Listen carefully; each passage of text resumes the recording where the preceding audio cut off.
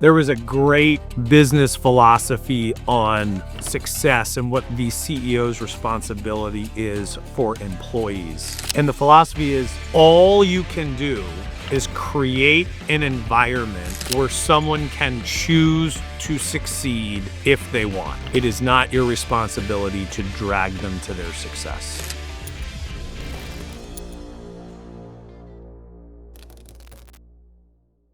Undressed podcast about the field guide and general overview. This is a limited series. We're going through all the chapters of the book. I'm Greg Vetter, the author, and I'm going to be going through it. Here's chapter 12. So, chapter 12 is this critical inflection point where we're big, we're experienced. I think I have a good team. The team has a good resume. Things are working in our favor, but things are still hard. You're still grinding through it. You're trying to give back to the community. We're trying to get a head start on money raising so we don't put ourselves in a similar situation to ones we have been in previously.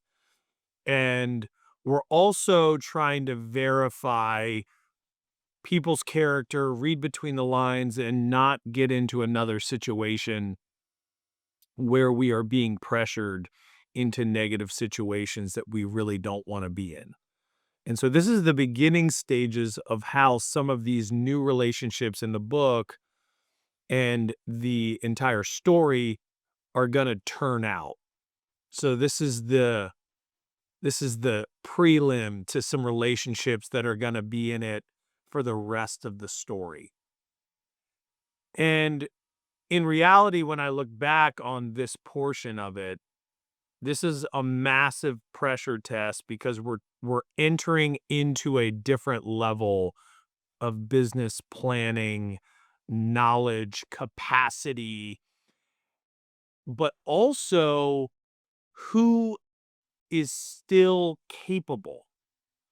I think the most interesting part when I look at chapter 12, there's so many instances that I didn't realize at the time of people that got wounded previously in the journey, but were putting on a face like everything was okay and they can make it to the finish line. But in reality, they were broken and they needed to be relieved of their job and their duty. And this is that art form. There is no science. It is an art form of when do you know when it's time to relieve somebody of their duty? And that's something, I mean, I get asked that all the time. And while I was in it, I tried to really hone in on those skills so that I could understand the signs of when people were not prepared to execute at the level we needed them to execute.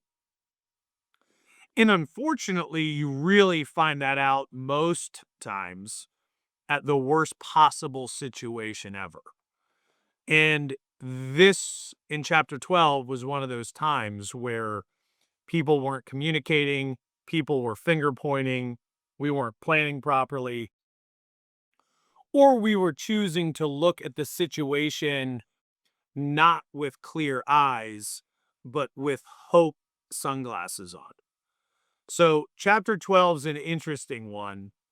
And the field guide at the end, what you need to know, true character is everything. And I write that because you can get a lot of surface level character and you think you've got the entire picture. But your job as a leader or as a CEO or a captain of a team, you need to really figure out who these people are and how they act in all of these different situations that paint the full picture. And I thought I knew the character of some of these people. But in reality, if you're only winning, you don't see how they handle a loss. Or these little indicators of go out to dinner with them and their spouse. How do they treat the waiter or waitress? Get in some type of uncomfortable situation with them, like going on a vacation, or be there when they're planning a party. Do they turn into Eventzilla? These are do a workout with somebody. Do they do the full reps? Do they bitch about it? Are they late? Do they make excuses for their weakness? These are all things that I eventually learned I didn't know at the time. And now I have a business partner employee filter that goes through every category that I've narrowed down to give myself a checklist so I have the best possible option to see somebody's true character, who they are, how are they going to handle situations. Obviously, you're never going to fully know, but my quest after the Tessie Mae's journey was to be able to find more clarity so that I didn't make the same mistakes twice. So in the field guide, what you need to know, true character is everything, how to do it, get deeper than someone's surface level character. You need to figure out who they actually are. And I've already listed out a bunch of different scenarios on how to do it. Create a filter. Look at all of the people that didn't meet your standards across your life, including yourself, and figure out if there are indicators in those moments of his pants were always wrinkled, or he's overweight, or he always makes excuses, or he's always late, or he treats the waiter like shit. I don't care what your filter ends up being, but I think you do need to have a filter prior to getting into business with somebody, because the surface level character shit fucked me so badly. When I thought I knew, I put myself in scenarios to try and get a deeper understanding of who these people were. And at the end of the day, I misread the situation. I mean, that's the long and short of it. Next field guide, what you need to know. Understand when people are broken and need to be relieved of their duty. The person will not tell you since they will most likely not know. How to do it. There will be signs of behavioral change. A once positive and upbeat person will now have a shorter fuse. A general a generally optimistic person will now see the glass half empty in every scenario. A once unstoppable salesperson will be tired and hesitate. And it goes on a little bit longer and more and more and more. But those are the indicators that they're broken and they can't do it anymore. You may just think it's temporary, but what I have found is momentum is everything. And when you lose it, when that boulder stops rolling and you have to restart it, not many people can do that.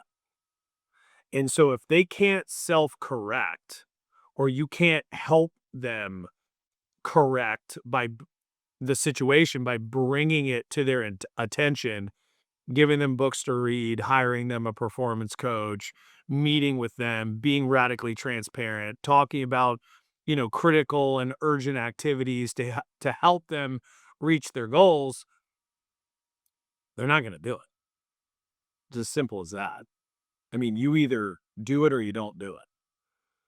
There was a great business philosophy on success and what the CEO's responsibility is for employees. And the philosophy is all you can do is create an environment where someone can choose to succeed if they want. It is not your responsibility to drag them to their success. And so that goes back to then a different philosophy that I have of what a CEO's job is, which is to build the brand, build the people, lead by example. That has to happen in an environment where people can choose to succeed. And by building up the people, the first thing is the environment, give them an environment where they can succeed. And the second piece is make all of the resources available so that when they need them, they can find them and they can choose to succeed. You can't drag them to the situation. You can bring it to their attention. Hey, this is what's going on. You're not acting like you normally act. Not really sure what's going on here. Here are the metrics. Can I help you in any way? What's going on? You can provide an ear and listen and provide insights. But if someone's broken, they got to go because the rest of the team is relying on whatever their role is. They're relying on that person to execute their role so that everybody else can continue to execute their respective roles. And so that's tough because you have people that have been with you for 5 years, 7 years, 10 years. They're a part of your family. You see the finish line. You're almost there. And you don't want them to fail. You're like, please, man, it's like a mile away. We got this shit. But at the end of the day, they might not. And you're going to have to leave them there because the rest of the company, the rest of the team, the rest of the stakeholders, they're looking at you and everybody else to cross that finish line. You got to do everything in your power to keep everybody together, but at the same time, everybody can't go down because one person ain't getting it done. So that is chapter 12. Relationships in this one end up carrying through to the chaos of the rest of the book. So very interesting in chapter 12. I'm Greg Vetter. This is the limited series podcast on Undressed. Thank you for listening, and I will see you for the next chapter.